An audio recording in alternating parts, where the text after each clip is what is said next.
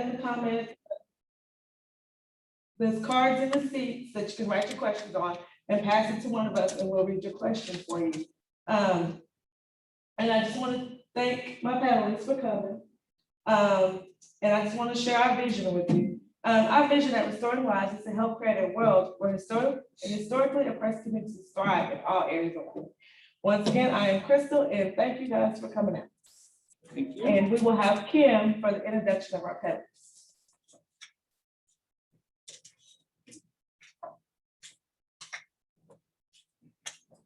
Again, welcome everyone to Restoring Lives event on today. I hope that you feel welcome. I'm going to read off the bios for the MC as well as the panelists. Our MC for today is Cynthia Pickens. She's the proud mother and grandmother of numerous wonderful children and grandchildren, including two biological grandchildren. I'm sorry, the biological children. She is a graduate from Graham High School. She also attended the University of Oklahoma and graduated from East Central. She has a Bachelor of Arts in Human Service Counseling, a Master's of Science in Human Resources, and a Master's of Science in Addictions Counseling, and received her certification in 2016. She retired in April of 2016 as the Carter County Court Clerk after 28 years of service. Give her a hand.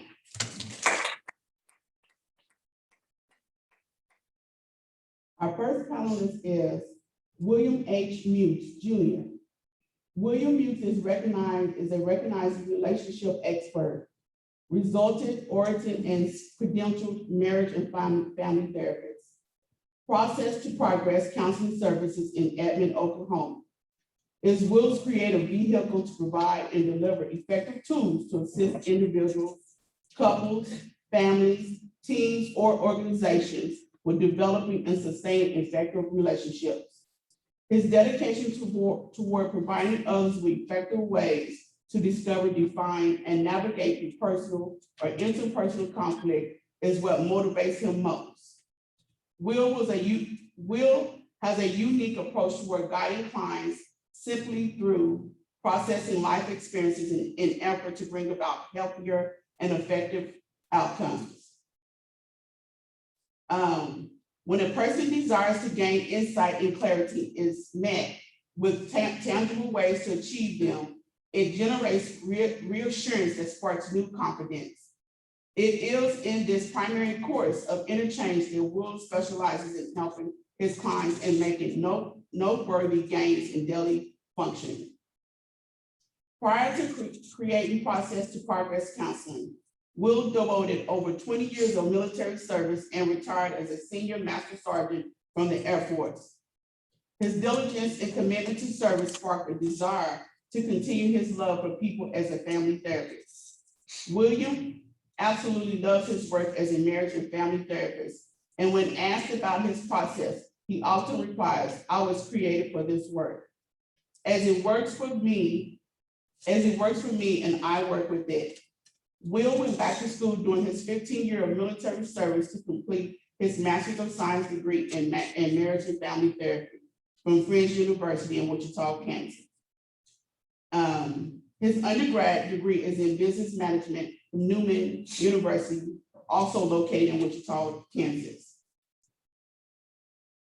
Will's combined military service and post-grad work as a licensed therapist accumulated into 25 years of practical and professional experience to aid with assisting others toward healthier and effective functioning. Give him a hand. Our next panelist is Pearl Elizabeth Craig. She's a 56-year-old registered nurse and mother of 2 children. She is very thankful to God for the parents that He blessed her with and all of their support over the years.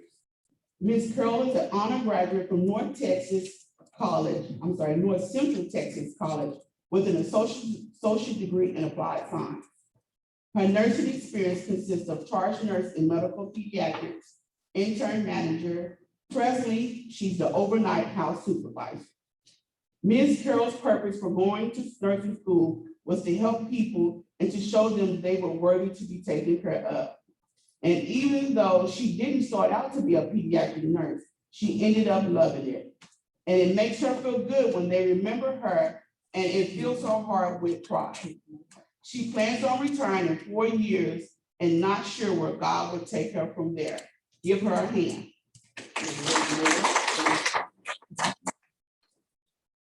Next, we have Marshall Thomas. He is a minister, civil rights activist, and graduate of Ardmore High School, 1999, and Langston University, where he studied finance and economics, who has lived in the community for the past 22 years. He has proudly served in several community organizations and was the assistant pastor for Tabernacle of Praise Full Gospel Baptist Church for 13 years. Marshall, during the pandemic of 2020, launched his own fitness company called Fit for 40, where he trains men and women looking to reach their fitness goals and teaches the importance of health and wellness for men of color over the age of 40. He is most proud of being the father of Braden Thomas and enjoys spending time with family. His favorite snacks are apples and peanut butter. And his favorite scripture is Romans 8:28. And we know that in all things, God works for the good of those who love him, who have been called according to his purpose. Give him a hand. We next have Reverend John Alfred Cradle Jr. Reverend Cradle has been married to, is it Shohan? Yes. Cradle for 23 years, and they have 4 children. Reverend Cradle holds a degree in legal assistant studies, Master of Divinity degree from the Union Theological Seminary at Columbia University in the city of New York, Master's of Science in Education and Counseling from Alfred University, certified in clinical pastoral education at the Jewish Theological Seminary, and is currently a 2023 doctoral candidate at Payne Theological Seminary in Wilberforce, Ohio. Reverend Cradle is also an active and proud member of Alpha Phi Alpha Fraternity Incorporated. Give him a hand. Our last bio is from Uganda, who is on Zoom. Uganda Richardson is an LCSW in practice with a chance to change and in private practice, with an emphasis on infant mental health. Uganda received her BSW from Oral Roberts University, an MSW from the University of Oklahoma. Uganda considers herself a change agent within her community. She trains and consults with people within the institutions on the impact of racism as it relates to African Americans. Uganda is dynamic and considers herself a rebel, as she believes standing out is her best self. Uganda considers her greatest achievement is being a parent and mentoring her children to be activists for change. Give her a hand.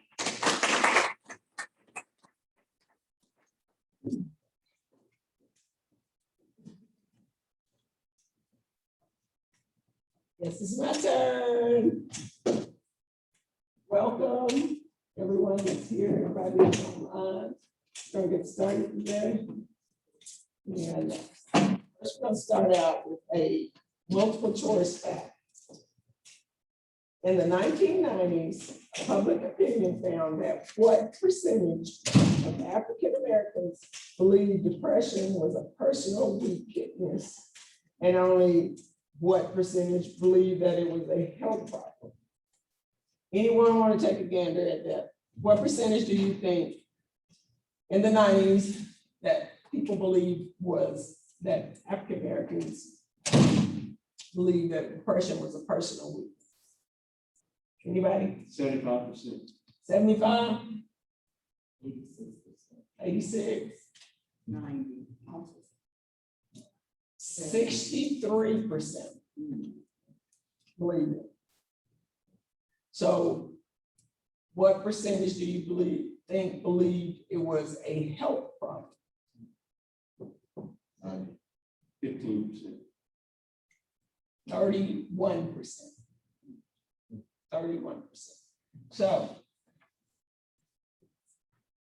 1 in 3, another fact for you, 1 in 3 COVID-19 survivors were diagnosed with a brain or mental health disorder within 6 months of infection. Survivors. We won't talk about the people that were left behind that had family or friends that weren't survivors. I am a COVID survivor that had lots of health effects after COVID and still suffer from some.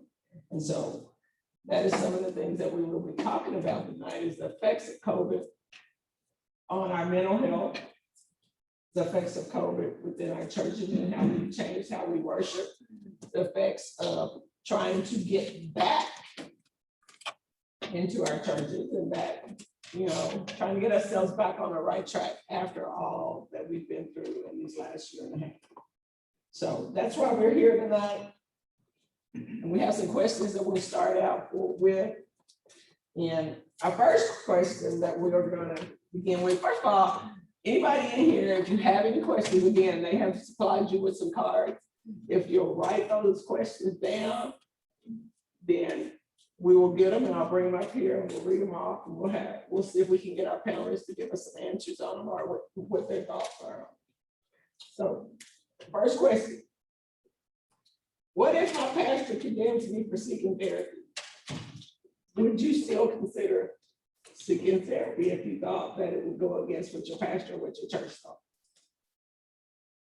What do you think, Pastor Cradle? Since you pastor, you get the first question. Well, first, thank you for doing this because I think this is a much needed conversation that we're having on today. Unfortunately, pastors have been guilty. I think more so 20 years ago, maybe 15, 20 years ago, it was more a problem where pastors were taking on more than they can do. So we come from a culture, and I can only speak from Black church culture. We come from a church culture of Jesus is all we need. So, and that goes two ways, where the congregation is saying Jesus is all we need, and from the pastoral role, how pastors thought the role was years ago was I need to be everything for people that God gave me to pastor. So that means pastors sat in the role of counselor, therapist, and nutritionist, and had to be fulfill all these different roles. So to answer that question today, if somebody would, if the pastor, if I'm going to feel condemned, I'm not sure if that would be too relevant as it would years ago. 2 years ago before pandemic. You think? I would have to go back. Yeah, I would have to go back. I don't think with that, we are dealing with some challenges, but condemn, I think condemn. Condemn is a strong word. Yeah, I don't think. Okay. Would a better question be, would a pastor recommend? And that's where I believe, speaking as a pastor, I think we have lacked in resourcing out because we're trying to be everything. We're trying to be the marriage counselor when God has blessed people to study marriage counseling and can do that. We're trying to be the therapist when God has caused people to go through school to get that. We're trying to be everything. And because we're trying to be all that, people are looking For us to continue to be on. Yeah, to be And when we come up short, then we leave people in a place where we can't. Yeah. and it becomes dangerous. So and it's especially prevalent more so in the traditional churches, traditional church setting, where you don't see much staffing. It's what they call the Lone Ranger mentality of pastors, where they're doing it all by themselves. You don't see that staffing and surrounding themselves. Right. As a pastor, would you seek therapy? I pastor a black church, so. So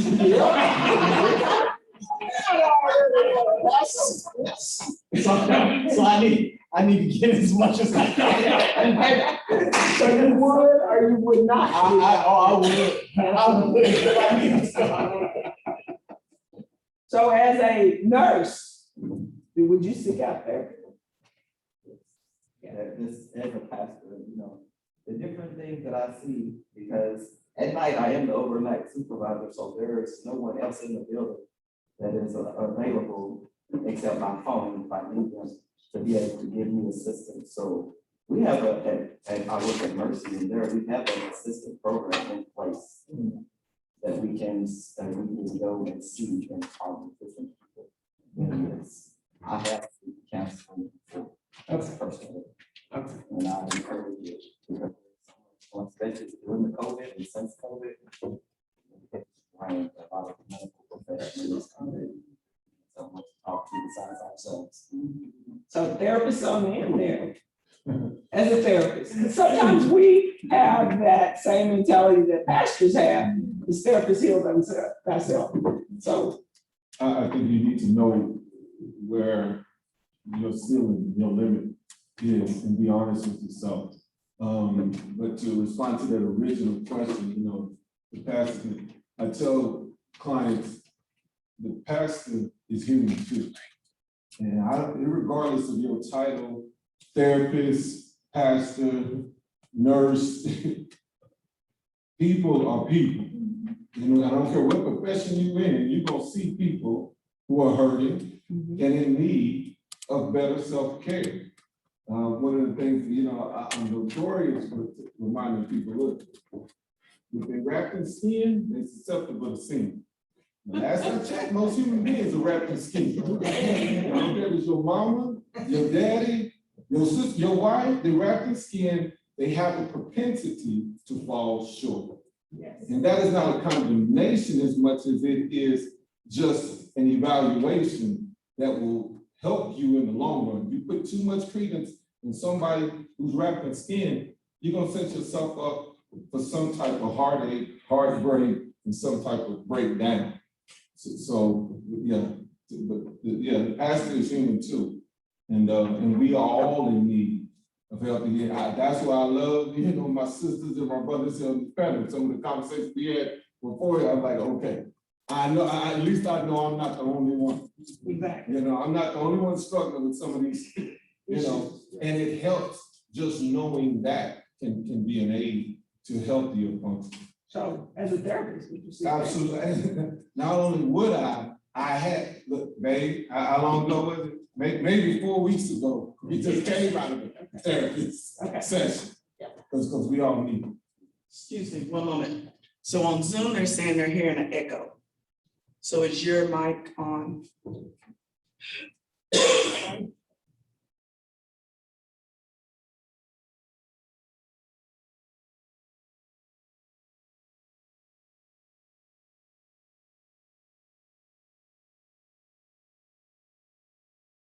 They just said they keep hearing the background echo.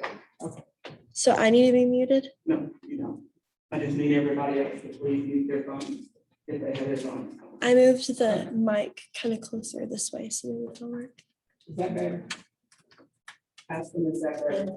Is that better out there, Facebook world? And I need you to pin Uganda, please. Yeah, I think we just have to hear everybody talk and then to see. Okay, and there's Uganda. Hi, Uganda. There you are. Hi. Thank you. That's our other therapy for the night. As a therapist, would you seek therapy? Uganda? Okay. What'd you say as a therapist? Would I As a seek therapist, as a therapist, would you seek therapy from someone, another therapist? Yes, I am currently in therapy. I seek therapy. I believe in therapy.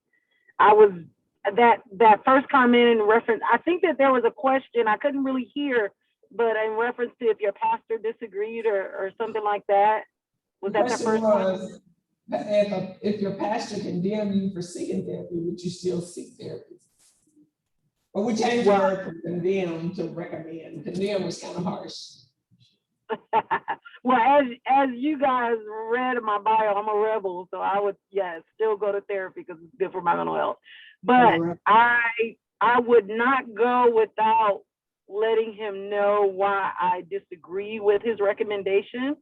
And so I was thinking, and somebody might have already said this, so I don't want to dismiss what somebody's already said, but I was thinking, you know, honestly, the pastor may be recommending it out of his own tradition, especially with Black people coming from slavery, where we had to keep everything a secret, and the church was our safe haven, right? We shared everything with the church. We shared everything with the pastor, you know, because we had to keep everything away from the owners. And that has come down through history. And so, and that kind of mindset has come down through history, that everything needs to go through the church. And so we're burning the pastor out with all of our stuff, you know? And so, so I think that first having that knowledge that the pastor may be not knowledgeable about why he's making that recommendation. He may be making it based off of just pure trauma, just pure trauma. Okay, so if you're going to seek therapy, when do you decide a good time to seek therapy and when just to pray about it? Pastor, Mr. Gray, you always be first on the list. So I would say a scripture I use to bring it all together, because the overall question is, can we have Jesus and therapist? Correct. So the scripture I use to bring it on is Matthew 22 and 37. Love the Lord your God with all your heart, with all your soul, and with all your mind. And the key word there is all. When you're dealing with a situation where it's mental health wellness or mental health illness, there comes a conflict with the loving God with our mind. And transformation, the mind is the first gate. So transformation has to come first through the mind. That's why the Bible says it all. Be transformed by the renewing of our mind. Because what lingers in the mind drifts into our soul and stays down, gets into our heart. So that's why David was so excited when he said, "Purge me with hyssop, and I shall be clean." He's talking about the cleaning of his heart. So with that being said, we have to. I believe we have to make strides, do better. Yeah. Do better. Yeah. What about you, Pastor? Well, you know, for me, it's a little personal and it's unique because my pastor was always my father. I was going to say that, but I'm going to let you have that one. So, you know, there's situations that, you know, you'd like to discuss, but you can't necessarily discuss with dad. Yeah. You know, because there's, you got daddy, you got pastor, but he wears both hats. And so for me, personally, there were situations that were occurring in my life. And as everybody can attest, you go through a situation and you can pray about it as much as you want. You don't always get the answer or hear what you like to hear or get anything. And so Or even know what the answer or know what the was. answer would be. And so for me, it was, I started seeing a therapist, and I see a therapist almost on a weekly basis because I wanted to really understand the things that were going on in my mind and have somebody to help me work through those issues that I couldn't get from just disclosing what I'm going through with different people. Right. So I think that, and what Marshall said, I think that's correct. I think in the church, we put a lot of emphasis on spirit.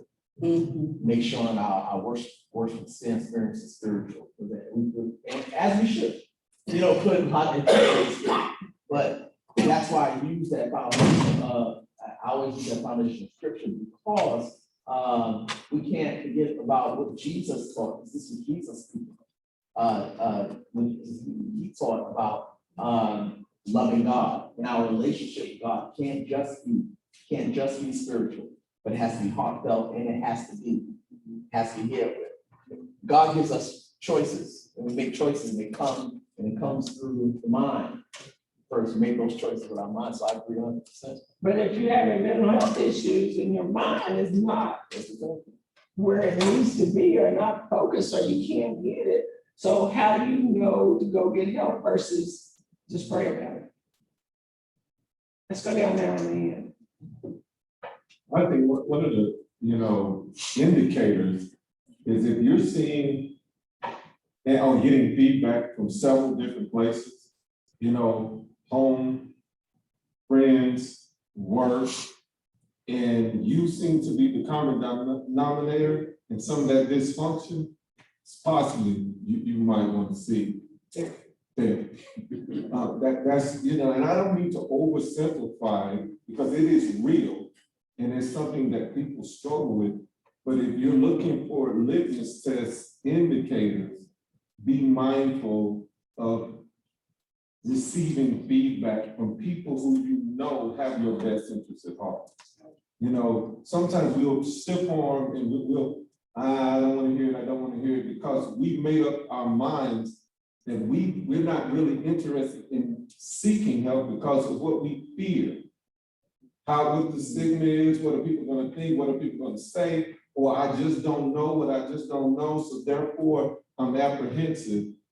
If you are spending, I would say, over 50% of your day contemplating and worrying about things like that, that's probably a good indicator that you need some professional assistance.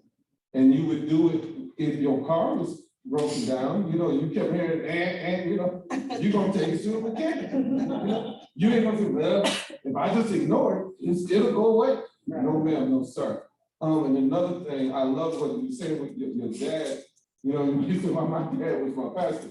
I'll share this right quick. My son helped me as a therapist, as a father. He called me, my son is stationed overseas. He's in the Air Force over in Aviano Air Base in the military. And then one day he called me and said, Dad, I got something I need to talk to you about, but I don't want to talk to Dad. I don't want to talk to the therapist. I don't want to talk to the retiree. I want to talk to the mentor. And it just hit me. I said, what? Yeah. He said, I don't want to talk to Dad because I know what Dad is going to give me. I don't want what Dad. I want you to mention it because I brought other friends of mine your way and I've seen what you've done with them. Do you know that changed me and my perspective because it put me on rest. I didn't have to, as a father, be alarmed. Oh Lord, what is he going to tell me? And then I got to correct it. The mentor showed up. And then there was a follow-up call, and we had our discussion, we did what we did. It was another day he called me and said, look here, this thing I'm gonna run by you, I need everybody to show up. I need the therapist, I was like, my man, that's my dog. Let's talk about it. Yeah, we all up in the room. Yeah, I need everybody to show up. But that helped me as a father, as a therapist, understanding, wow, and this came from my own son. So how did you separate those? I was more focused on helping the hurt than trying to correct or change. My heart went to providing attunement to the hurt that I was hearing. Because all of us as human beings desire to be heard, valued, and attuned to. One of the worst things you can do to a human being is ignore them. Exactly. You go to a restaurant, somebody don't, come take your drink order. Depending on your personality, you're gonna, show some part of you that is not really Excuse me? Yeah, exactly. So, exactly. Oh, yeah, and you're gonna tell everybody, you know, if you pass, don't go to that restaurant, they have some of the poor service. And some people gonna be right, I need to talk to the manager right now. You see the least of us, not the best of us, when we're ignored and not tuned to. I'm sorry, y'all like to pass it real quick. Yeah, we need that. We need that. Thank you. Would you like it? No, no, okay, no problem. Me? No, y'all just don't make me call y'all out, you know? Chill over there, you got it. You got it. Yeah, you got it. We can't hear you, baby. We can't hear you. I'm mute. You're muted. Yes, ma'am. There Yes, you go. ma'am. It takes me a minute to figure it out. So yes, I think his story was beautiful. I think that more than anything, I have to go back and read the question real quick. So if you're having mental health issues and your mind is the issue, how do you know how to help? How do you know to I get know help? to ask for help. I think I heard somebody else say paying attention to those people that are around you and making sure that you're listening to the, I say safe people, making sure you're listening to the safe people in your life, right? And so that's something that I think is important. You know, me, I want to say, you know, if everybody's familiar with the ACEs, I'm like a 9 out of a 10 personally. And so therefore using the word safe really didn't mean anything to me, right? And so now I'm learning to listen to safe people in my life, because sometimes I don't know what I just don't know. But the safe people in my life really are able to support me and say, hey, I see this happening in your life. I think you may need to work on that part. And so I think that that's so important, not only as a therapist for me to model it, but then also for me to share that with friends, that if you trust the safe people in your life, trust what they're saying to you. How do you determine who the safe people are? I heard safe people are. How do you determine who the safe people are in your life? If you have been dealing with mental illness and you've been in some of these situations, and say like church people that have been advising you all your life, you feel them to be safe. So how do you determine if they're safe or if they are not safe? Well, now we track back down the therapy road, right? Because you always, how I have determined how safe people are in my life and how somebody else may determine it may be different, right? Because I may be determined that this person, I look for consistency, right? Because my ACE is a 9 out of a 10. Consistency is going to be very important. And so, so that's what I'm looking for. I'm looking for something different than what I grew up from. So I'm gonna make sure this person is consistent. I'm gonna make sure this person is trustworthy. I'm gonna make sure I can follow them in a way that helps me understand that they do have my best interest at heart and not out to hurt me. So that's personal, right? And so I would then advise a person to find out what safety means to them. Now that's in therapy mode right there, right? What does safety mean to you? Now let's create and build on that and say, okay, what are some people you can identify that you can identify to help you create some safety around yourself? Okay, so let's go back into the role of, we are here because of the church. The church is supposed to be a safe place. So I'm always gonna go back to my church in order to feel safe. But if those people in there believe in only Jesus and not therapy, then how is that safe for me to ask them or to go to them? Oh, you got a hand up, you gotta wait, oh, we got a hand on me and down here. We'll come back to you, okay? Satan does some of his greatest work in the midst of the church. Satan has the people out there in the world. This is spiritual warfare. You need to put your spiritual eyeglasses on and discern. Safe people don't cut me, don't cuss me, don't condemn me. Therefore, there is no condemnation in Christ. I agree. For those of us who are, if we're in Christ. So my discerning spirit, look, the Christ I know, the God I know, don't do that. Look like a duck, talk like a duck, walk, it's probably a duck, just smart. Good, but Satan does some of his best work. But under that's the my veil. safe place. That's all I've ever known. You know what? The back of the cave can seem safe until you get back. If it's isolation and under secrecy, you're being enticed by the enemy. And it can look like a brother or sister in the church. So how do you get them to understand that's not safe? So as a therapist, when I'm talking, I ask questions, I drop breadcrumbs. And what I mean when I say that, I'm asking questions that's gonna lead. When I'm asking the question, I already know the answer. I'm trying to walk them into an aha moment. Oh, I'm in the back of a cave. There ain't a whole lot of friends in here. You wanna stay there? No, Mr. Muse, I want to be in the light. Okay. Do you know which direction the light is? Does that feel like light or does it feel like darkness? And I'm not trying to be the little, but I want to make it simple and plain. I want to ask a question. But the question again is, I'm not with a therapist. I'm at church and I'm talking to the people that I trust to help me to decide if I need to go see a therapist. She said something very important. Yes.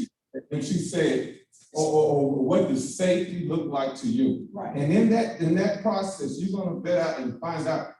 And that's what I mean when I ask questions. Okay, that safety looks like to you, being hit over the head and condemned. But how do we get them to you so they can see that is the question?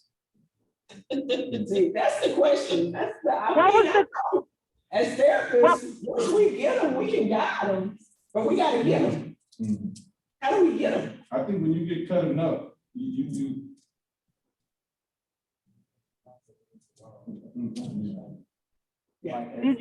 Was the question, how did we get him? Yes.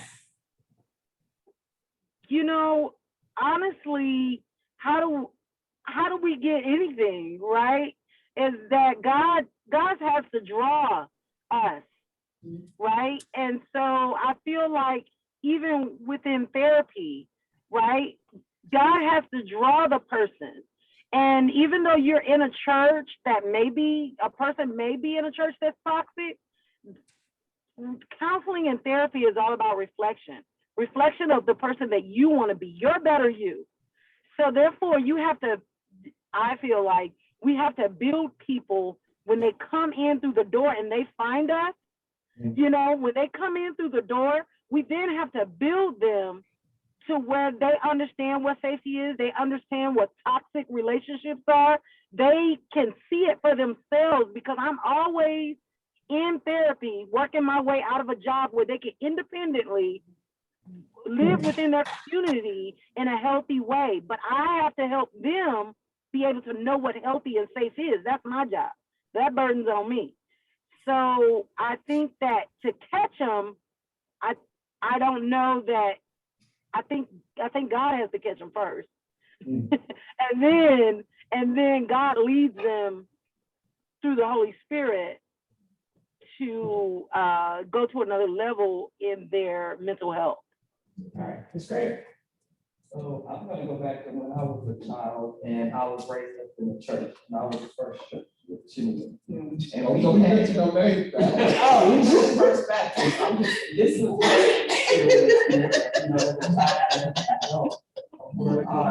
my foundation is based on my safety, because we grew up with Miss Collier, Miss Clemens, Miss Abram, Miss Baker, Miss Antoine. They were our safety, you know, Miss Cox, Mr. Cox. They were our role models and they were our guides. And, you know, every Sunday, junior mission, you know, we were there and they were laying that foundation, and they were walking, talking role models for us, leaving all those crumbs, and we were there, we were safe. We knew what to go for, what to look for, who to go to. And, you know, back then it was safe. You know, we grew up, it was a safe haven. You could walk around in the neighborhood, everybody knew you. and they take care of you, and they tell you, mama, what you did, what you did. That all goes on the spot. Now, we don't have that safety. So how do they determine who's safe? I saw a question come up online that asked that. So as I was growing up, and then, well, as I grew up, and then I became a nurse. And then as I moved over on the north side, I had a lot of children, my son's kid friends, my daughter's friends, they would always come to me as a nurse. And, and I would, and yes, but I would always like, okay, this is something we can discuss. But when it got to that point, I said, baby, it's time I need to talk to your mom. We need to go to your mom. We need to go to your parents. We need to get them to be in with you on this safety measure. So I think it's a lot of community and church for us to look and see who that safe person is. Okay. So we're talking about, and I'm hearing churches, this safe place. But we have to understand also, when we talk about the safe place is not that physical church. The safe place is the relationship between Christ and person.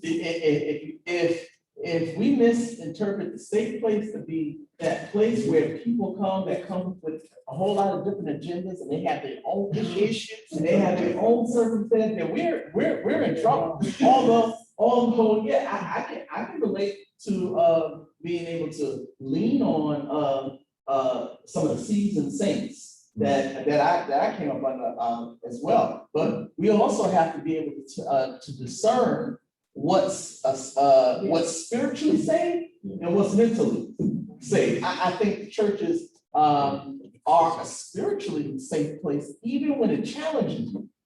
Even when the people within the pews are challenged, because that helps us to grow, those type of things. We'll know how to discern what from what. But when you speaking of a spiritual place, a safe place, when you're speaking of mentally, I don't know if I would say the church is a mental safe place. Exactly. And I'm okay with that. But I say I don't know if the church is a mental safe place. The church is definitely a spiritual safe place. However, just because the church is not a mental safe place, I do believe that God can bring you into a mentally safe place through the church. Now, that doesn't mean we don't need therapists, because we do need therapists. That's where that resourcing comes in. And that's where pastors have to know what they can do, surround themselves with the right staffing, with the right people that can create this. Do you think it would be needed that therapists and pastors and leaders of the church would get together so that they would know when is the right time to recommend to go beyond just being the pastor to passing them on to the resource center? I think it's a necessity. I think the conversations has to, and you may not have those people in your church, may not have those professionals in your church. That's why things like this is needed. And I think, and the networking is needed, because the conversations have to consistently happen. Because if they're not happening, the traditional pastor is going to try to be that everything for that congregation. It's going to absolutely. It's going to happen. What about you, Marshall? Wait a minute, just a second. Can I say something to that? Just a second. Marshall had his hand up. Go ahead. I was gonna say on that, it being my experience growing up in the church was all I knew. And so whenever, I had different situations, or whenever friends of mine had different situations, and we looked for somebody safe in the church, we looked for people who we could relate to. Right. People who we felt we could talk to with the situations that we were facing, and those people wouldn't judge us, those people wouldn't condemn us, those people wouldn't hurt our feelings and say, you just need to be delivered. Right. We say that all the time. You need to be delivered. Okay, how do I do that? Because oftentimes when I go to the altar, you pray, and then I go home to the same situation, and that hasn't fixed it. So then what do I do? Right. And so we look for people who we can relate to. And so one of the things that that I agree with Pastor Kramer on wholeheartedly is you gotta have people in your ministerial staff, in your pews, who can be all things to all people. Because you can have a good senior pastor who is a great exhorter of the gospel of Christ. He may not be the best relationship expert. He may not be, the best person to talk to, if somebody has substance abuse issues or whatever. So you got to have that opening for everybody to have somewhere to go. Okay, Uganda?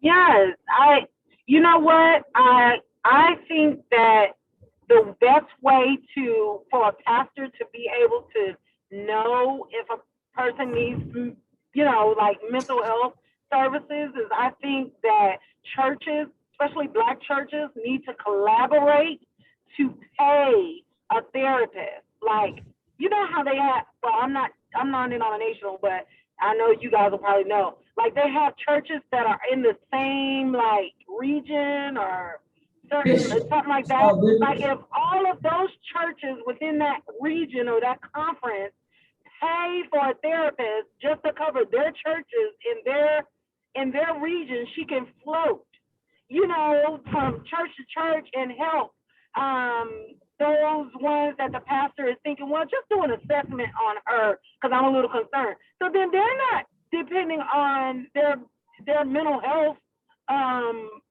education, which they have none, but they can actually say, okay, I'm paying into it, and they're actually employing someone that wouldn't regularly be employed. So I just think that the churches really need to think outside the box and really think about doing some collaboration with the mental health field. Because if the church is serious, then that's really what serious is about. Money in your hand to say, this is how committed we are to your mental health. So. Thank you. We have a young lady on Shannon here with us. Her name is Shannon Neely, and she has a testimony that she would like to share with us. Shannon, are you there? There you go. I'm here. Can you hear me now? Okay, yes. Can you hear me? Yes, we can. Okay, thank you so much. I've been enjoying the conversation. I am Shannon, also known as Shine Speaks, and my background has been in the church. I'm number 10 of 12 children, and my mom was a missionary and my dad was a pastor. So we grew up in the church, and my experience with counseling, though, started with my employers. Most like every job, they would always say, we have an employee assistance program. You can always use it. Excuse me, you can always use it if you need it, but I would never participate in it. I really believed in God. I had faith, and I thought I could work through things through God. And then my mom got sick with cancer, and I was her caregiver. And during that time, a lot of the hospice people would offer therapy to us then. They would say, you want to talk about it? You don't want to talk about what's going on with your mother?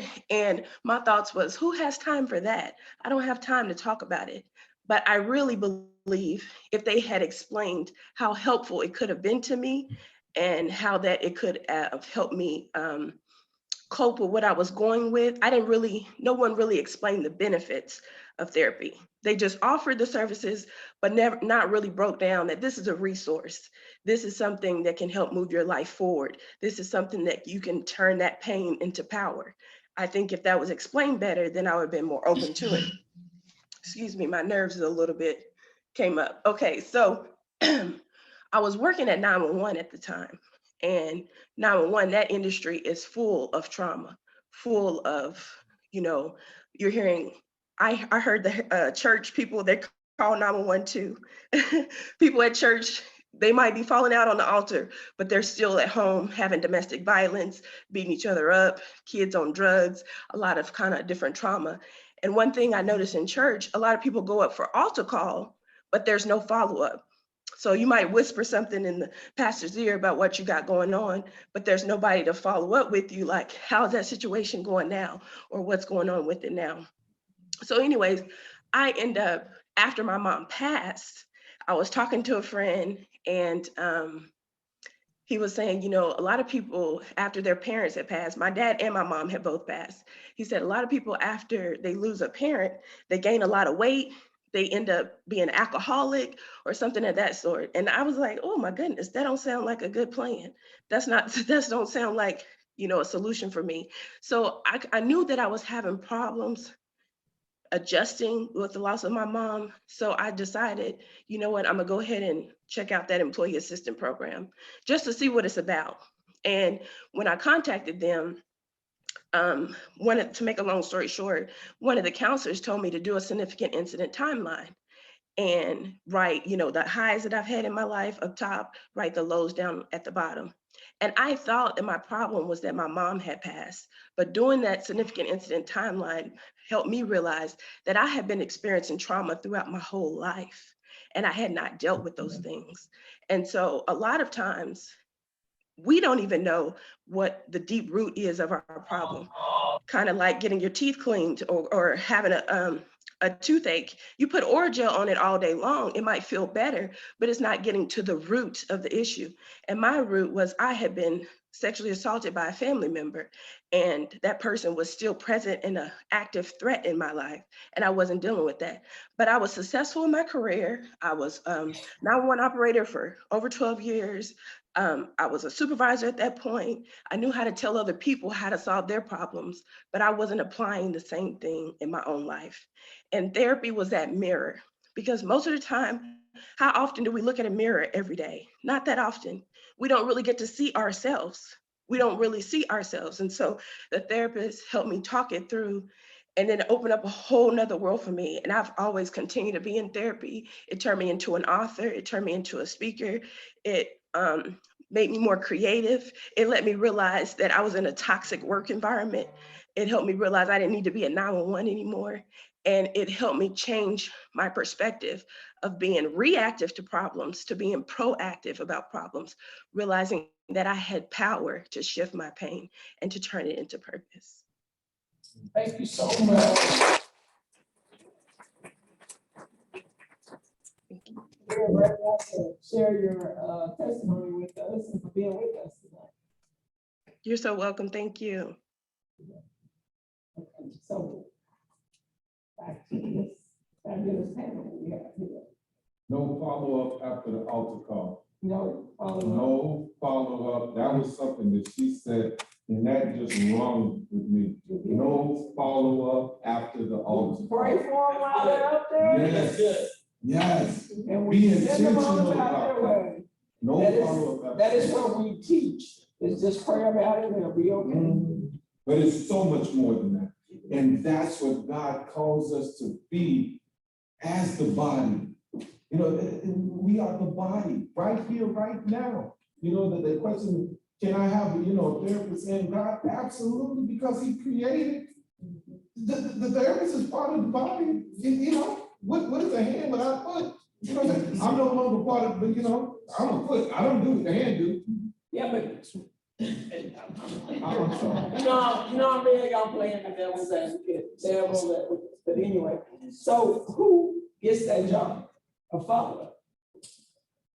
I think Uganda, she mentioned it. Yeah. That collaboration. We have there's a nurse sitting here, it's a military. It's us. We have some very powerful, and the young lady said, pain transferring into power, right? Moving towards solutions. Let's collectively sit and talk and come and we create. Hey, I know Will is good in crisis. That's just something he's designed for. He likes that stuff. I don't understand why, because I know I would want to do it, but Will loves it. Yeah. Give it to Mikey. Yeah. He'll eat anything. Yeah. I love it. You know what I'm saying? And that's just the way I'm designed. Right. Now, I'm probably not as good as coming up with Ivy. She said something about a significant incident timeline. I was like, ooh. Yeah. I like that, but I'm not creative like that. I'm a crisis time person. Yeah. But I know Sneeda, her brain works like that. Yeah. I'm like, ooh, that's good. Yeah. Can I borrow that? Yeah, Will, use it. Send me out the bill. Yeah, exactly. But we all have our thing. Right. But I love, so to answer your question, I'm sorry, I know how you Who, feel. who Kindred are- spirits. We are, he can be that follower. Yeah. Just Okay. by an idea, it starts, the mind is the master power that molds and makes. We can shape what we Okay. desire. Well, I'm gonna go back on what Uganda said about the slave mentality of what happens at my house, stay at my house. And so we gotta deal with the fact that I went up there and I asked for them to pray, but now here they come over here at my house. Or here they come calling me, talking about it, and how do we deal with that mentality within the church? Pastor. Let's go, Marshall. Yeah, you see me come back down on this end, come on, Marshall. Yes. Yes. Okay.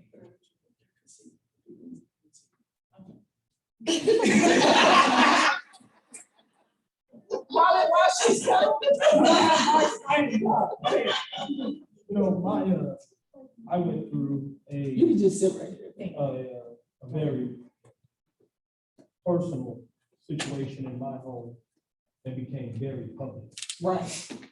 And it was traumatic to the point because I didn't understand how what had happened privately would be interpreted publicly and how everybody would see me. I had a hard time dealing with it, Right. which is initially why I went to therapy. And my therapist said to me, he said, Marshall, he said, this is what I want you to do. He said, I want you to focus on not so much what the perception will be, but what the reconciliation will be. And as I try to reconcile not my relationship with other people, but reconcile myself back to God. Right. And the most powerful statement someone said to me through this ordeal in my life was, God still loves you. Yeah. Everybody who I encountered all gave me different advice, and you should do this, and you should do that, and I would do this, and I would do that. But nobody took the time to say, No matter what, no matter what. I feel it. and so in understanding that, that was the one building block that I could use to, as Pastor Cradle was talking about earlier, giving me the foundation to get back to a place with God where I could hear him, he could hear me, and then I could establish that relationship.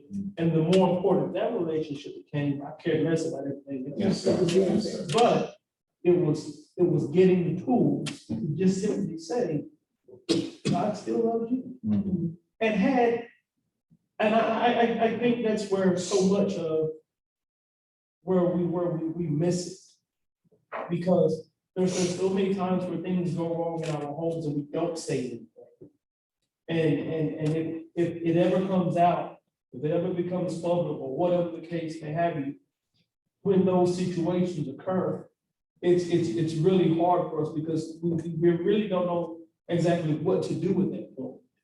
And so, you know, for me, when my therapist said to me, he said, if you'll just focus on this, you focus on that and you put it into place, this will all work out better for you. And it certainly has, but I would offer this piece of personal advice, and I'm probably the only one here who's not certified in therapy and that kind of stuff. My personal advice would be this, because as my role in a minister, I spoke with a young lady about 3 months ago who lost both of her parents to COVID. And after her father died, she disclosed to me a secret of some trauma that had happened to her with a family member. And she says, I really don't know what to do now. She says, because that person traumatized me. It's all I got. It's all I got. Oh, wow. It's all I got. And immediately, I knew I didn't have in myself the tools to help her. Necessary. I knew she needed help. I knew I didn't have it. So immediately I called my therapist. I got my therapist on the phone to talk with her. Right. And then my therapist was able to give her the resources that she needed. So you knew to recommend her to go see someone because you were not. Yeah, it was beyond what I thought I could help. So the more you love conquers all. That's the one thing that I heard, and my brother Liam said the same. Love conquers all, and you are qualified because God said it. Our credentialing is a man-made thing. To learn how to heal and hear and have an empathetic spirit, that's a spiritual experience. And we just happen to be some professionals who have both. You know what I'm saying? But credentials don't mean nothing. I would much rather have somebody who can do what you did. You see what I'm saying? Because credentials can't do that. Right. We have a question from the audience here. Well, Or my the- question is, I have seen one. If you choose, we won't put My that name much is pressure on. Cassandra. It is Cradle, so I am related to what that's okay. What is the expectation of people when they come into the church? Okay, sometimes they see, this has been in my experience, you think your pastor is all things. He's a miracle worker, he's a lawyer, he's a doctor, and when he don't give you the right answer, you expect, you want to leave and you don't want, you have issues if he's directed in that area. Okay, so, to that note, what happens after the altar call? The church that I came from in New York, they developed what they call a big brother, big sister program. And what he did was he prayed over it and he sought out people that he knew that had certain and looked for it. And he put them on his committee. And I was the first one he put on all committee. I was like, me, okay, let me pray over it too. I thought, and then I understood what he needed. What you needed, he picked people, he had classes with us on how to answer and address those issues. And if there were questions that you didn't know and so things you couldn't know, you went to him, but everything didn't come in his lap. Right. They come to that. We had and at that altar, he assigned a person to you right from that altar. And I kept up, and I just happened to be the first one he picked, and I kept up with at least 7 people, at least once a week, or check in with them. And if they had issues like that they were dealing with home, I had to make sure they were safe. So what I did when I introduced her, when I said, okay, is it okay to call your home? Where would you like me to reach you? Wow. Then I said, that they said that yes, no, but, and whenever I called the house, the first thing I said, I introduced myself to the person on the other end of the phone, whether it was a husband, a child, or whatever. Told them where I was from, and I'm from the church that I came from, and what I was doing, and I just can't, I'm calling to see how she's doing. She came by the church, and I want to make sure that she needs help, and to let her know that we appreciate her, we're always there. Just a general conversation, because you don't know who's listening on the other end of the phone or whatever. Just let that person know, this is my contact number if you ever need me. And I did that once a week. I spot a certain time, I sat there in the middle of my bed, and I called these people once a week. And I did that for like 6 months to start out with. And the feedback came back to the church. And the pastor said, okay, this is something. And so he designed a big brother, big sister program. And at that pulpit, he said, Sister Cradle, who do you want to be assigned to this person? And I would pick a person from the list, but they had to attend the classes. They had to come to the meetings, to say, in order to know. Because, and if you were a friend of somebody that brought you to the church, we didn't assign you to that person because there's some things you didn't want to discuss with them. You didn't want them to know about your life. And it worked. It worked. And I still have people that call me since I moved down here. That call me and I talk to them, stuff like that, And but it's a good system because the pastor can't be everything. He does need and he knows the people in his church. He'll pray over and pick out who he thinks needs to, because you just don't want to tell your pastor everything either. Sister, you describing the body being the body. Yeah. And being intentional about it, having a plan of action. And it was experiential because you were involved. That's the reason why the pastor could say, Sister Cradle, who do you want? Because you had the experience. And so an experience begets experience, and that's the body being the body. And that's beautiful.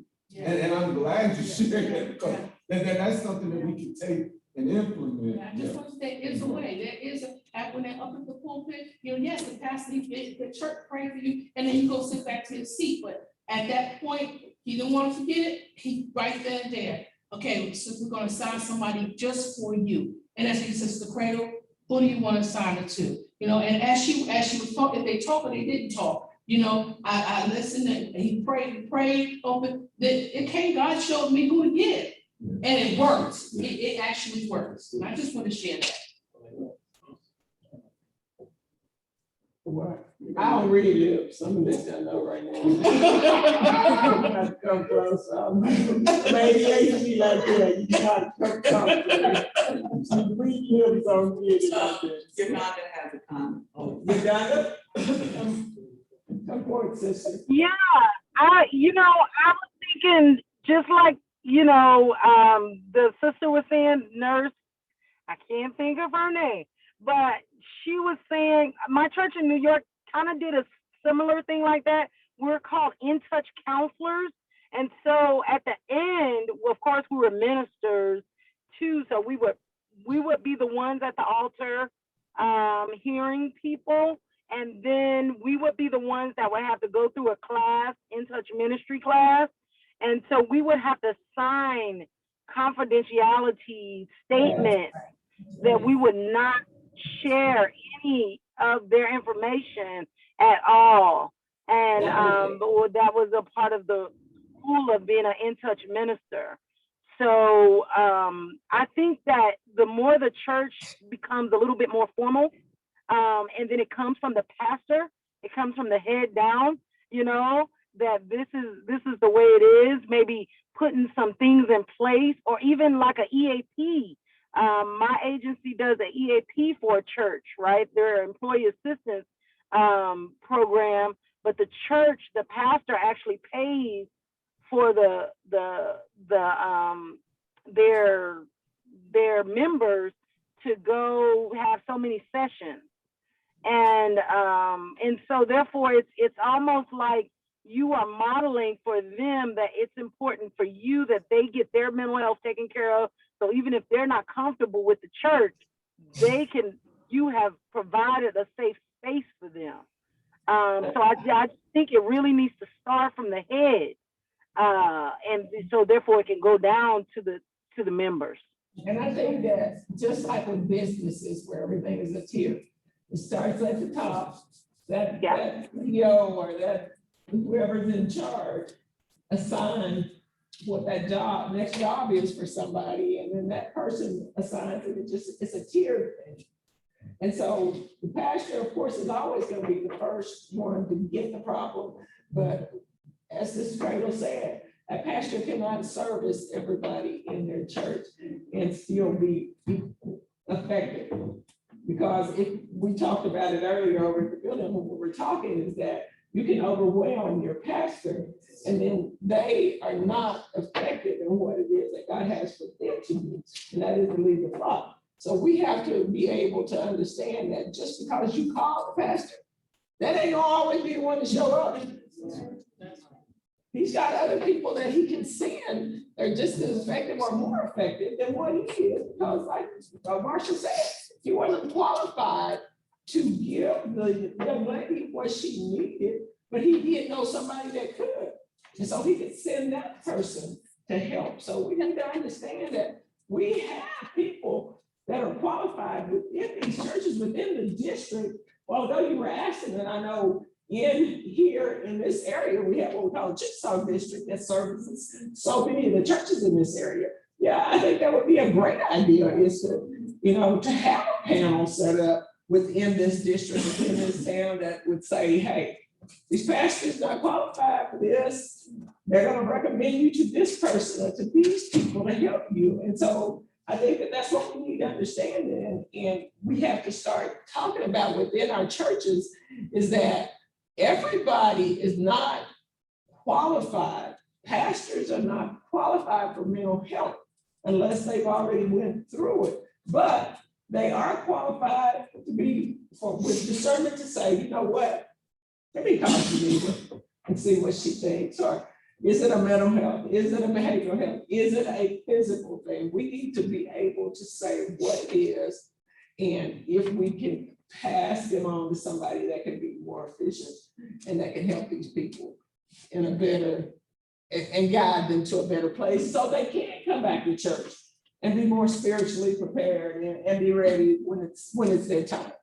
So I have a question here, and it says, so how do you break the stigma of shame of mental health?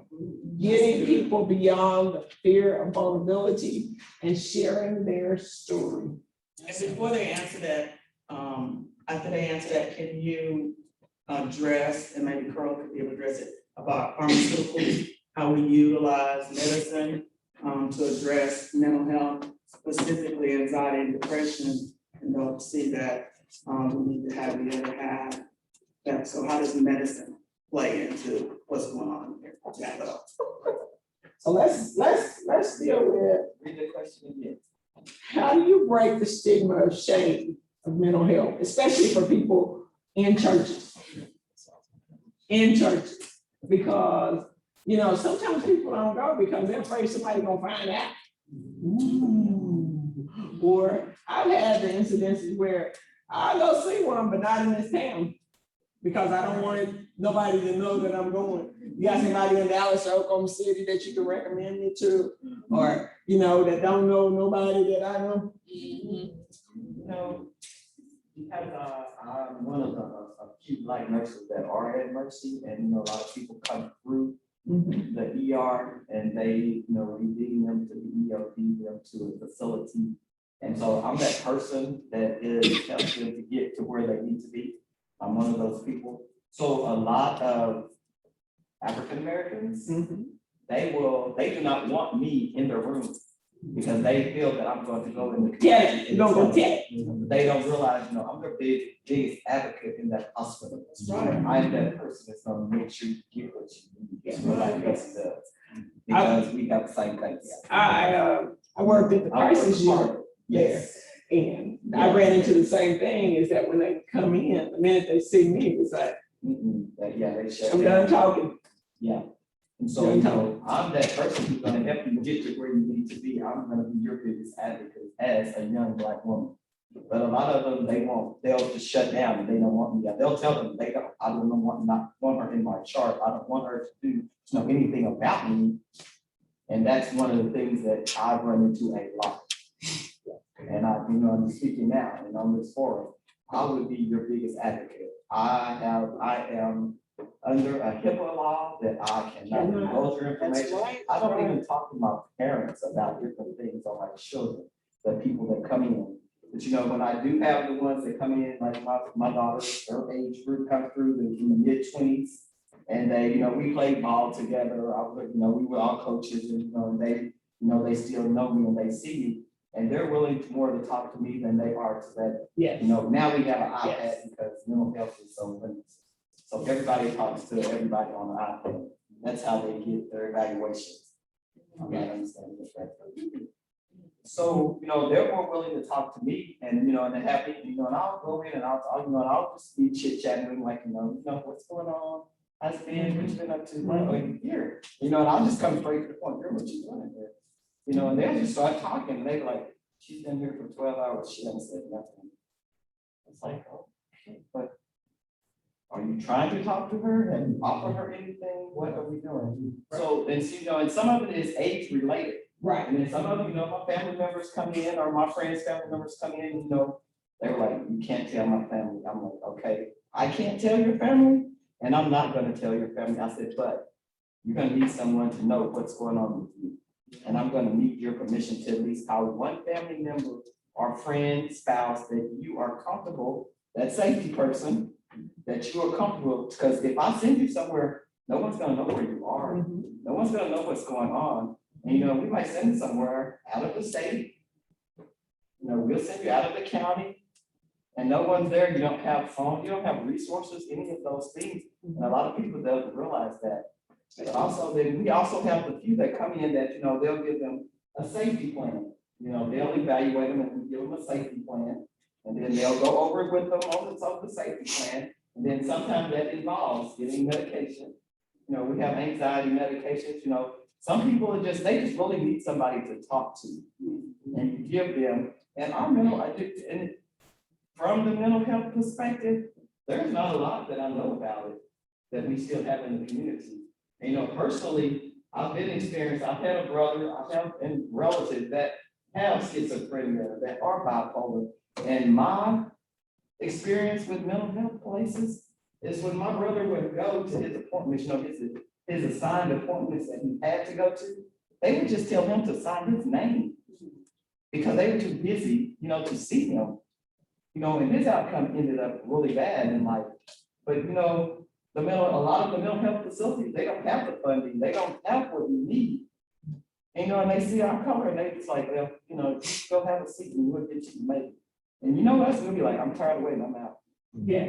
So we don't have all of what we need. And so we do need resources. And it's like, I wasn't aware of Mr. Williams. I didn't know that he was a counselor. I know the pastors on the panel and Cynthia. I know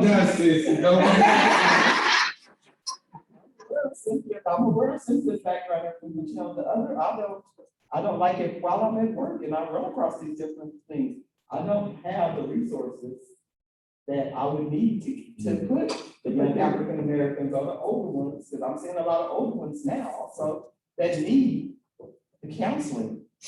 I don't know where to send them. Right. And so there's a lot of different things that this is gonna help me to help my community from where I work as a standpoint as a nurse. And I'm like, glad that you guys invited me to be on your panel. I appreciate it very much. At the first I was like,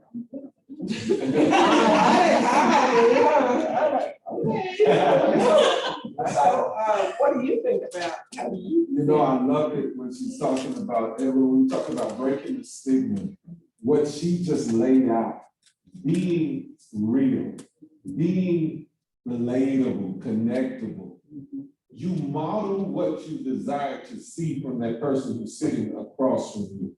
When they see you do it, I'm very transparent, very open with my clients. I'm an open book. Yeah, I'm like, I'll tell them, I said, look, in order to do what I do real well, and I know this is not proper, I shouldn't use this terminology, but it takes crazy to know crazy. And I'm just crazy. Oh, you get one, you know. You know what I'm saying? I can join you in crazy, and I can come back out and lead you into the light. You see, you gotta understand it in order to be a, so you model, you know what I'm saying? And I love, so when we talk about breaking that stigma, when we're gonna go over into the spiritual realm part of it, you need to understand the source of where that shame comes from. That's from the garden. Shame, blame, and guilt is some of Satan's biggest tools. You know what I'm saying? That's what he, shame, blame, you can see, what do? We naked. Who told you you was naked, Adam? Who you been listening to? Did you eat from the tree that I told you not to eat from? You see, shame, and if we don't find somebody across from us to blame, we'll blame ourselves. Satan don't care. As long as you follow the sequence, shame, blame, and then feeling guilty about it, because Satan's greatest, I tell people, you know, this, I got this from one of my brothers in the spiritual locker room nights, and he said, you know what? Satan's math is subtraction and division. God's math is addition and multiplication. Satan wants to make you think less, and so that you will isolate, you know, so he can isolate you. But what you really need is to be insulated with those safe people, right? But model what it is that you desire. Because Satan wants to take you into the back of that cave. Come here, little boy, little girl. I got some righteous indignation for your church folks. Here's some condemnation back here for you. Come get it. And Satan don't have any good plans for you back in the back of that cave. That's the reason why we are supposed to be available light. Roaches do some of their best work in the dark.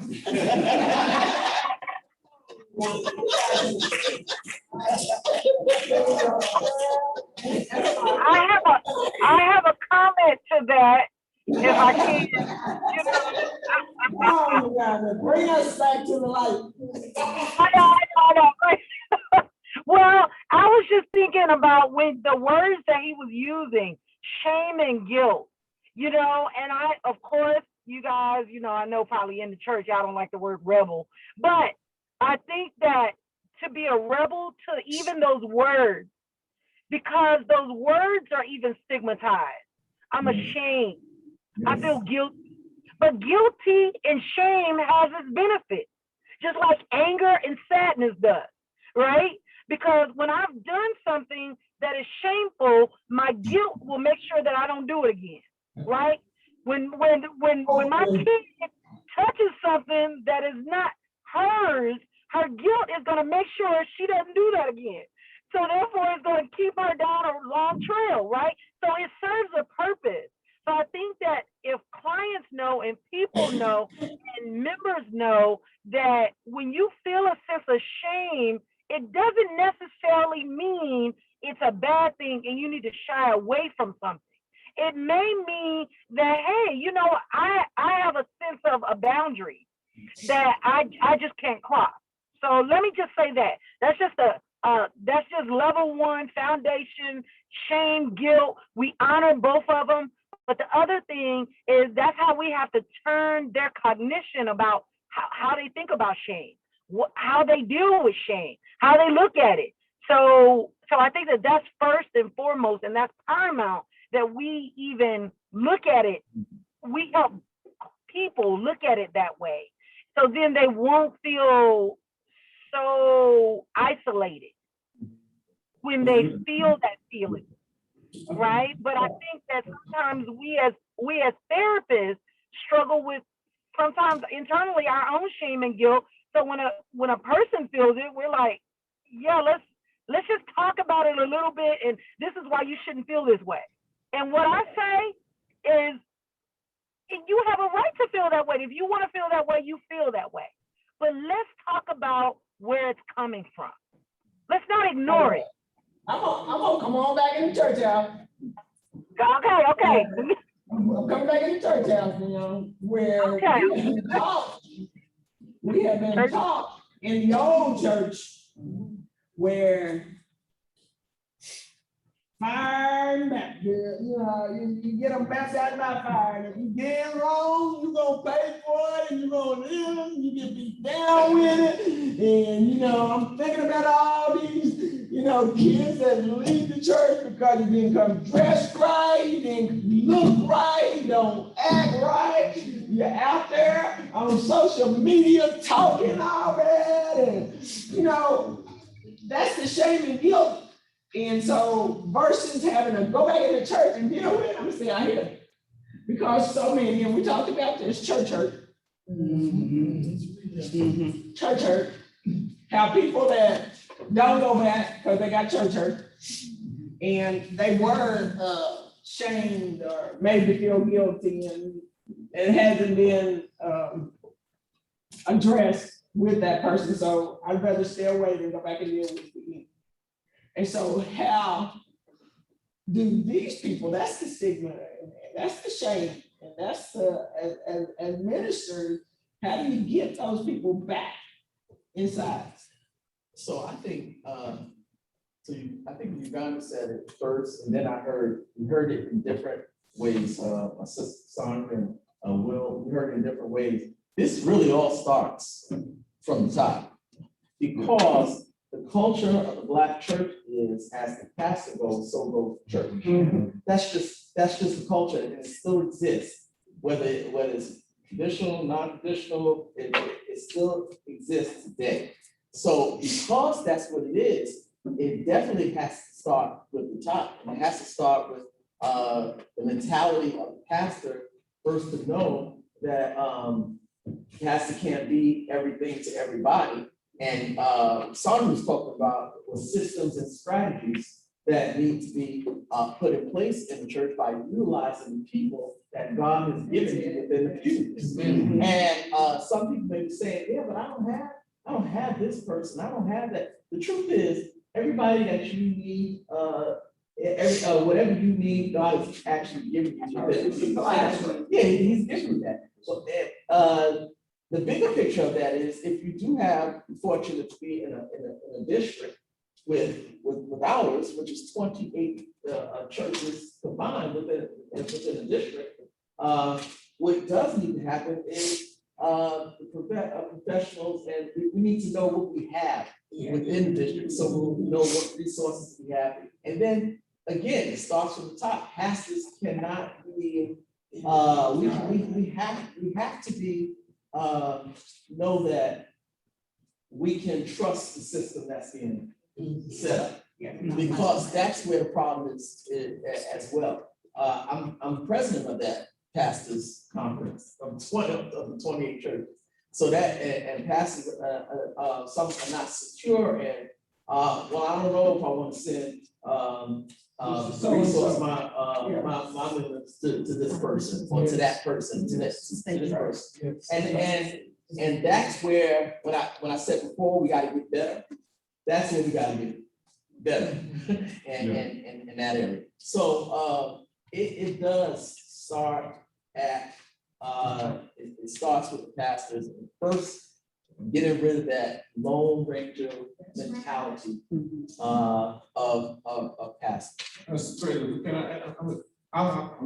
gotta be quick. I'm You gotta be quick. You've done to inspire this, that rebel, because I'm a little bit of a rebel too. And what I'm gonna add to that top, that it starts at the top. If you can have a top down and a bottom up, meaning you train and equip, because that's what Sister Cradle was talking about. You train and equip from the bottom. In the military, they taught us, some of my best leaders, they would take and inspire us from the top, and they would come down to the bottom. And I want you to implement and empower you to take this concept and this ideal, and you build it from the bottom up. And we're gonna meet and we're gonna move forward based upon, we've been very blessed to have some track athletes. My brother, one ran at OU, one at KU. And when they were going around school shopping, to see who they was gonna run with, when we went to KU, and I'm not knocking OU, because I'm Norman all the way, Bowman sooner.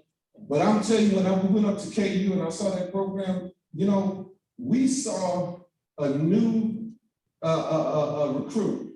She had been in the program maybe 6 months. She knew just as much as the head coach. And when we came, to the hello, Mr. and Mrs. Mills, we're gonna take real good care of your daughter here today. You won't see her for the rest of the afternoon, but you're gonna follow around me. I was like, what in the world is this? But it showed us that there was a system in place. And that's what the sister's talking about. There was a system, and so it can be from top down and bottom up. And that's how everybody gets to move toward that healthy point. So I have a question here that says, and it's kind of along the same line, which is to deal with trust issues. And it says, what do you do when you get a bad therapist? How do you get past the trust issue?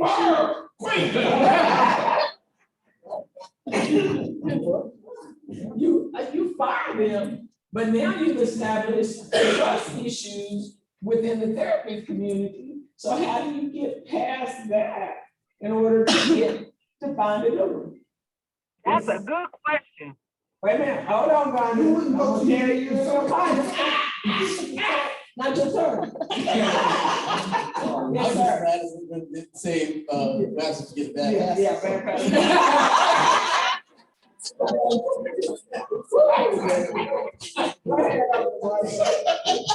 Personally, I'm my third therapist. Give us your experience with one and two. My experience with the first therapist that I had, and was a woman who I felt was very judgmental and condemning me, who I felt like wasn't listening to me. So I didn't like her. How long did it take you to get rid of it? After the first session. Okay. I knew automatically. We had that one and we was done. One in there. Let's go on to number two. The second therapist that I talked to, he and I were together for a while. But there were issues that I would talk to him about that I didn't feel he could relate to. Gotcha. I felt like he would give me textbook things. And I needed, I understand that part. But you want life experience. But I wanted somebody to break down for me, help. And I felt like he could help. So the therapist that I have now, we've been together for over a year. And whenever I sat down and talked with him, we're frat brothers. And when I sat down and talked with him, he said, the first thing that came out of his mouth, you're not dealing with nothing that I myself have. And for me, that broke down barriers. And that said to me, you're going to listen to me and you're going to understand me. And so we talk, and when we talk and we have our sessions, they don't feel like sessions. Yes, sir. Yes, yes. It's not like, it's not like, Great job. it's not like, it's a chore, you know, it doesn't feel like that. And saying that, you gotta know, you can't have no more time.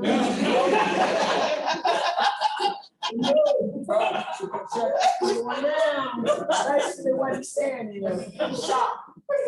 Shop for your therapist, as you do for your doctor, as you do for your clothes, as you do for everything. Yes. When you need something and you're not receiving it, then you go somewhere else. Mhm. Okay? Can I just ask a question about therapy? No. I just want to ask this question. Yes, sir. So, isn't it not Marshall's favorite, he said after the first time he's done with that, no, but would you say that sometimes you'll be with the therapist for a certain time, season, and then it's time to move on? Yes, sir. And then, okay, so it's not necessary that you be, because I was gonna say, well, before you said it the first time, you know, I was gonna say, well, maybe it was just recently, or maybe that was just to get you into the door of therapy. And then the next, and then the time was passed, so, okay, I'm trying to get understanding to myself. Thank you. Yep. Thank you. We appreciate all of our panelists. We appreciate Restoring Lives for this awesome opportunity. So we have all, it's done. You got it now.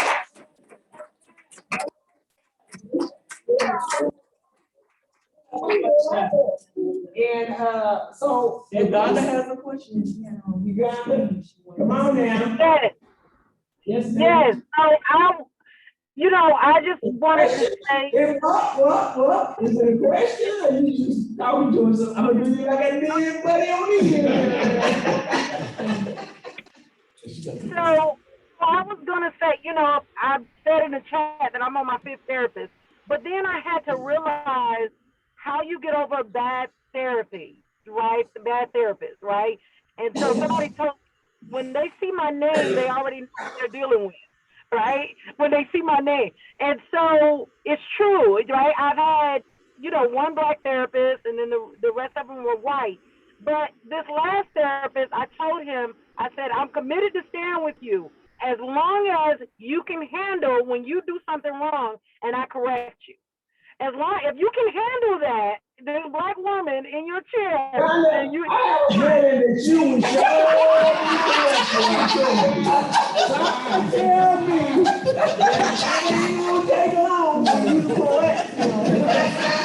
So I'm sure that you don't let him know that I'm at the table. Yeah, you look like you could be a handler. Right now, we're gonna ask Ms. Vicki Sanders where she went to. Come on up here. Thank you, guys.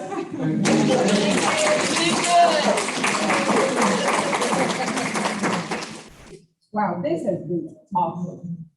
Thank you. Let's give our panelists a hand. Oh, you better watch it. I'm ready to jump out of my seat. I've been patting my feet back there. Lord, shout, girl. We know how to do church. We know how. I know she will. But we have got to learn some things and communicate and learn how to live this abundant life through some of the things that have been talked to today. And it has been most inspiring to me. I'm here to ask you to give. Restoring Lives and has done some marvelous, wonderful things down through the years. You can tell through the brochures that you have gotten. Ms. Shanita Jones and her staff, they're doing an excellent job. And we just want you to know that you are welcome to give to the cause. You can give tonight if you would like. You can give next week. You can do monthly. You can mail it in. You can cash app it in or whatever way you want to do it. The contributions will be greatly accepted with appreciation, thankfulness, gratefulness from the bottom of our hearts. There's just many more things to come. And we need financial support. Your donations will help restoring lives to help others. We're here to help other people. We're reaching out in many areas in the community and in the surrounding areas. And so we're just grateful. We thank God for this opportunity. I hope these sessions will continue. I hope we will do it again because we really have had church up in here tonight. It's your show, girl. That's the question.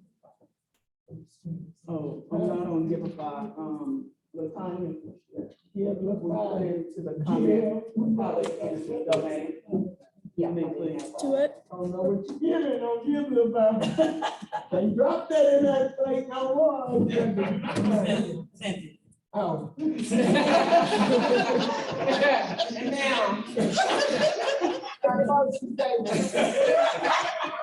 See y'all right there.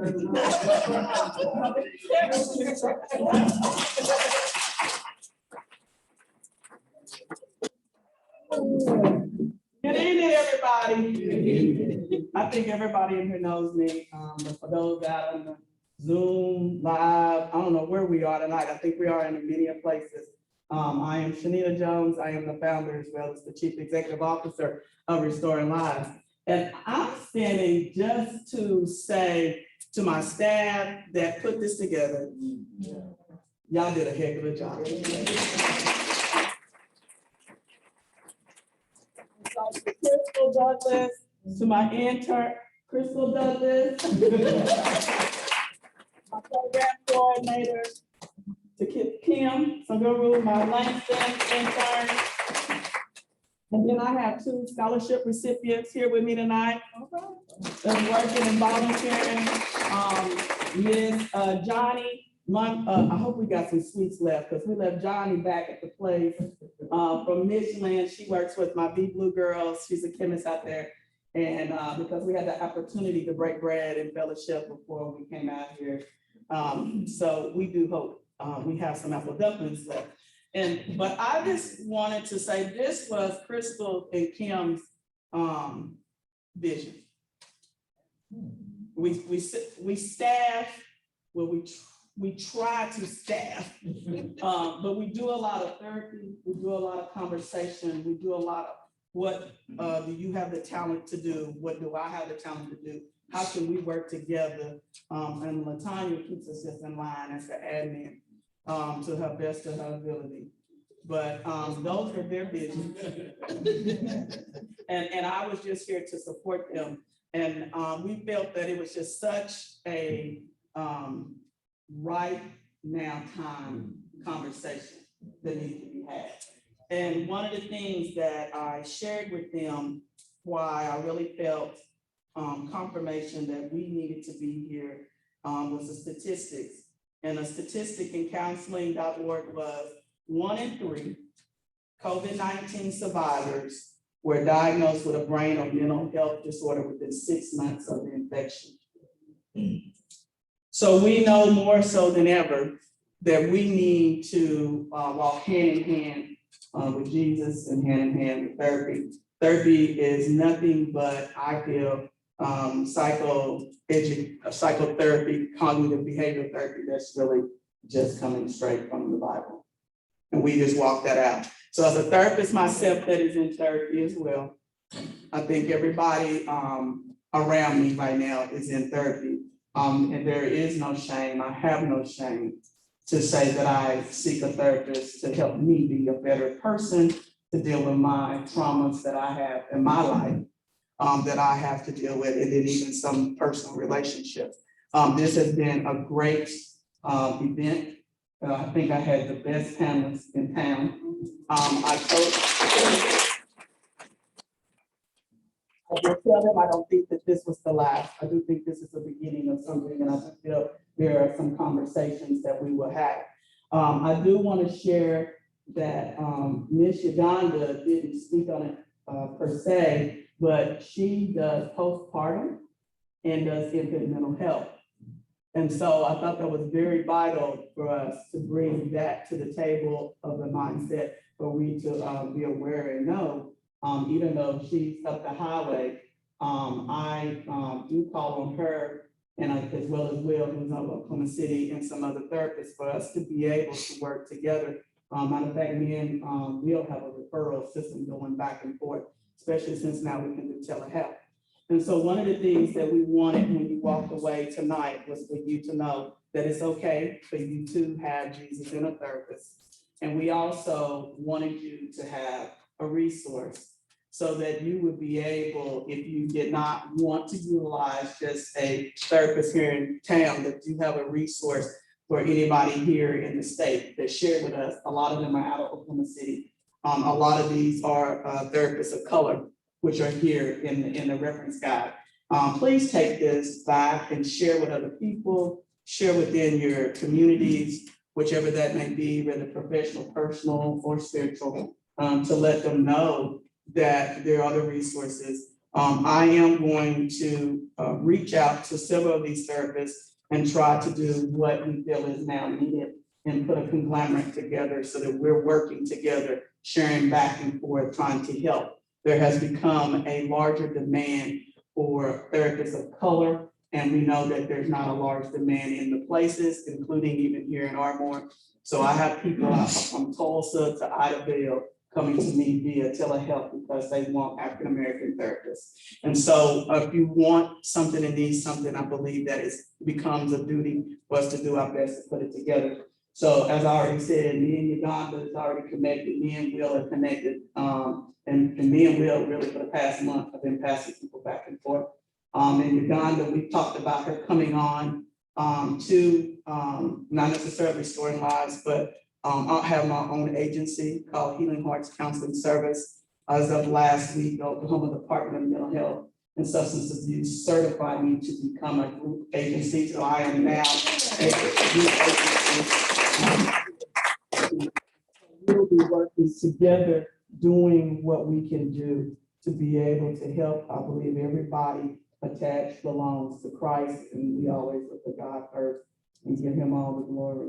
And so I want to say to every single panelist that came out and fellowship with us, as well as provided your expertise and experiences, thank you so very much for sharing. I don't know whose life you touched, but I know you did, and somebody's life will be restored because of you. For everybody that had the opportunity to come out, whether you were here face to face, whether you were on Zoom, whether you are within churches that did come in collectively, thank you so very much. I felt this was such a vital conversation. I do not believe that it's just a conversation that needs to happen in the African-American community. It's just a conversation that we need to have. And if you are not aware, your pandemic of mental health is on the rise. And we know that there is getting ready to be a demand, if not already a demand, for us, for mental health professionals to be able to step in and do what we can do. And I think the better to have is somebody that you know the Lord with you, who will pray with you through session, who will guide you through the Bible, those kind of things. And those are things that I know that John will me, that we do that with our clients if they desire for us to be able to do that. So thank you so very much for supporting Restoring Lives, our nonprofit. Please sign up if you didn't, with your email or your address so you can know what's going on. We have another event coming in July, right, 31st, where we're going to do a summit with our girls going to the middle school, and we're getting ready to do a middle school survival. And so I am supporting Miss Johnny Manoz. She came with that vision to me because of her information she received for those girls that and so we put it together. And July 31st, we'll be right back out here, and we're gonna be working with those girls and giving them information. And you'll see people coming. Amy Perry is gonna be one of my speakers. Megan is gonna be one of my speakers. So I'm utilizing, to the best of my ability, my millennials, trying to learn them because I'm trying to baton to them, because I know they're gonna be who I need to do that to in 10 years. So I'm working with them and working with them to be a leader. from the bottom of my heart. You didn't have to be here. You didn't have to support. I greatly do appreciate you coming out to our event tonight and standing as we are mission and vision, restoring lives, to do what we can to help communities in a historical community, oppressed community, to be able to learn how to thrive. That's it. Y'all have a great night. Thank Thank you.